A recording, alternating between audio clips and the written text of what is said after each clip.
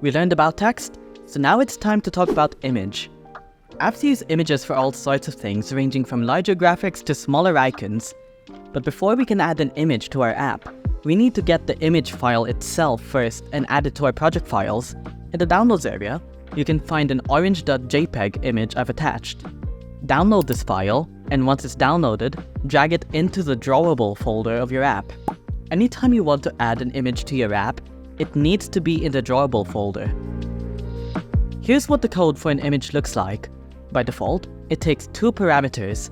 The first is the painter parameter, and this is what tells the image how to draw itself. In our case, we want it to point to the image we added in the drawable folder.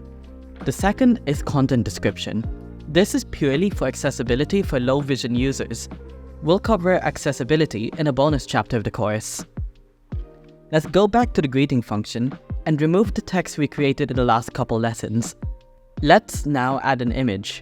As we start typing it, autocomplete gives us a few different options. We want to select the one that says painter and content description, and press tab to complete it. When you do this, it'll autofill the painter and content description parameters, and you only need to add their values. For painter, let's add a value of painter resource parentheses id equals r.drawable.orange. This r.drawable.orange here is how we point to the orange image in our drawable folder. Let's leave content description to null for now.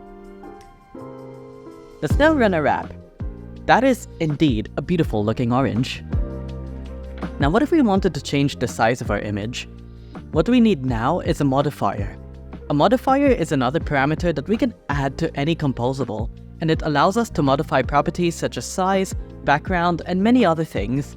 We'll use it to change the size of our image.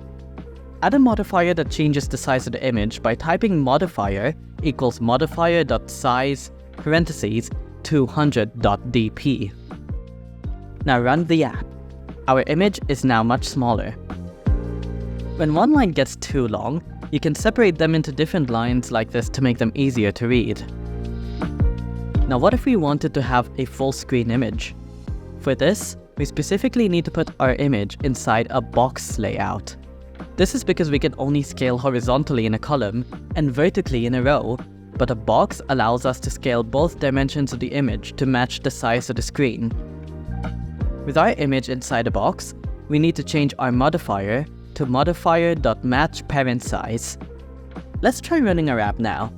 You can see that it isn't quite full screen yet, and that's because by default, the Android system will maintain the image's aspect ratio.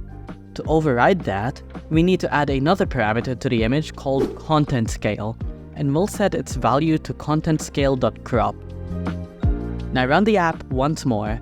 Now we've done it.